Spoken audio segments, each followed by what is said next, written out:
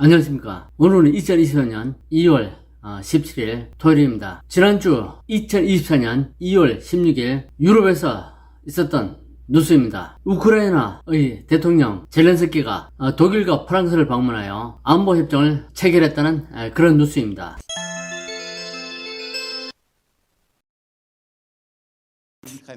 Signed by President Zelensky. There will be a signing ceremony and then a press conference. This is a ceremony for the signing of the bilateral pact between Ukraine and the French Republic. Volodymyr Zelensky will be signing for Ukraine and for France, Mr. Emmanuel Macron, President of the French Republic. After the ceremony, there will be... Zelensky also signed a long-term security pact. Scholz says it's a message to Russia that German support for Ukraine will not waver. Berlin will supply extra military equipment on top of the 28 billion euros it has already committed. But today, we're taking a historic step forward.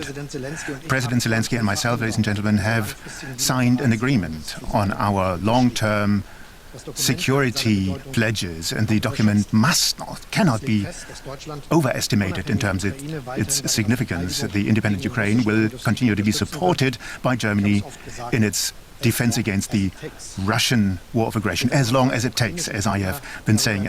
볼로디미르 젤렌스키 우크라이나 대통령은 금요일 독일 및 프랑스를 차례로 방문하여 장기적 안보협정에 서명했다고 합니다. 젤렌스키는 베를린에서 올라프 숄츠 독일 총리와 발표해서 첫 번째 협정에 서명했습니다. 그리고 또 파리로 가서 에마누엘 마크롱 프랑스 대통령과 비슷한 협정에 서명했다고 합니다. 이런 움직임은 유럽 동맹국들이 아메리카에서 원조가 지연됨에 따라 우크라이나 군사 자금 부족을 면려하고 있는 가운데 나온 것입니다. 아메리카는 2022년 2월 블라디미르 푸틴 러시아 대통령이 시작한 전쟁 기간 동안에 우크라이나는 군사 및 재정 지원이 가장 큰 공급자였지만 위원회 아메리카 공화당 의원들이 우크라이나에 대한 자금과 무기를 제공하는 데 대한 거부감에 대한 반대가 커졌습니다. 우크라이나에 대한 600억 달러를 지원하는 지원책이 최근에 아메리카 상원을 통과한 가운데 이 법안은 공화당이 주도하는 하원에서 더 많은 저항을 받을 것으로 예상됩니다. 따라서 이 600달러가 통과돼가지고 우크라이나에 지원된다는 보장이 없습니다. 이렇게 우크라이나 지원이 주춤하니까 유럽에서 앞다투어 독일과 프랑스에서 우크라이나 지원을 약속하는 그런 안보 협정을 체결하지 않았나 그렇게 판단됩니다. 독일과의 새로운 협정은 2024년에 군사 지원을 위해 75억 달러 이상을 약속했다고 합니다. 공동 인터뷰에서 슐츠 장관은 이번 합의를 역사적인 조치라고 평가했습니다. 같은 유럽을 방해하기 위해서 도와야 되기 때문에 역사적인 조치라고 자자찬 할 만도 하겠습니다. 독일이 러시아의 공격에 대한 방어로 우크라이나를 계속 돌 것이라는 것을 보여준다 라고 슐츠가 말했습니다. 그 말이 그 말이고 그렇습니다.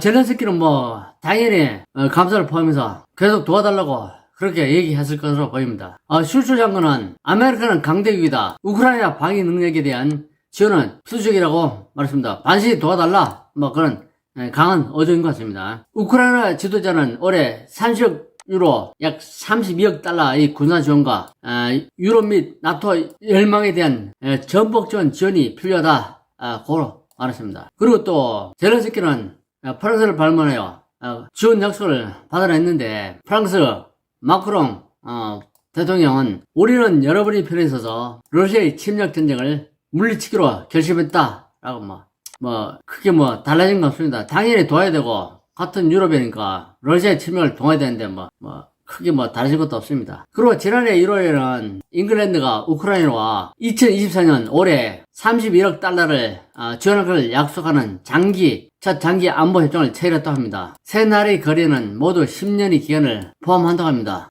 도와주는데 10년 시간 걸리니 세 나라 거래가 모두 10년의 기간을 포함한답니다. 그러니까 올해 안에 당장 32억 달러 이렇게 거금을 팍 주는 게 아니고 지금 돈에 32억을 지원하겠다 그런 얘기 같은데 그렇게 찔끔찔끔 지원하다가 우크라이나 러시아에 먹힙니다. 지원하지 않으면 뭐 화끈하게 좀 통크게 지원해야 되지 않나? 그렇게 판단됩니다. 뭐 마크롱이나 슐츠도 자기 나라 국민들 설득해서 우크라이나 도와주려면 좀 화끈하게 통크게 좀 지원해줘야 됩니다. 뭐 10년 동안에 뭐 지원해 이런 아메리카는 600억 달러를 지원해준다는데 겨우 뭐 2억 지원해주면서 뭐 10년 동안에 지원해준다고. 참 젤렌스키 입장에서는 참 답답하겠습니다. 그리고 바이든 행정부가 의회에 키우를 위한 더한 자금 지원을 추진을 촉구했다 합니다. 존 커비 국가안보 대변인은 목요일날 러시아가 우크라이나 포탄 부족으로 전략적으로 중요한 도시인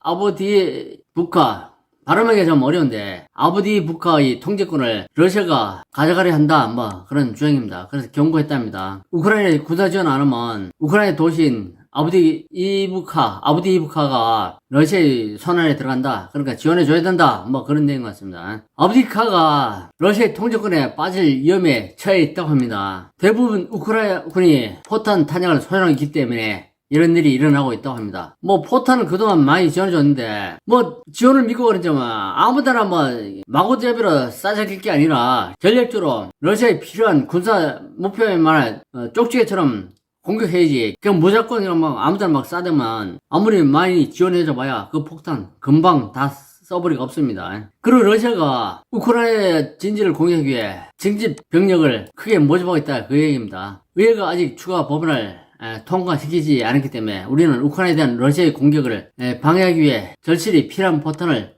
제공할 수 없었다. 뭐 어쩌지 이 변명 비슷한 얘기 합니다. 같은 유럽도 10년 동안 뭐 도와준다고 이렇게 재채기하는데 아메리카도 도와주려 하니까 지금 공화당이라는 사람들이 반대고 나섰습니다. 올 11월에 트럼프가 다시 대통령이 된다면 우크라이나 지원은 국물도 없을 걸로 예상됩니다. 제발 트럼프 같은 미치광이가 대통령에 재선되지 않기를 바랄 뿐입니다. 이상 오늘은 우크라이나가 프랑스와 독일에서 안보협정, 군사지원 협정을 체결했다는 내용을 전했습니다. 오늘 준비한 내용은 여기까지입니다. 시청해서 감사합니다.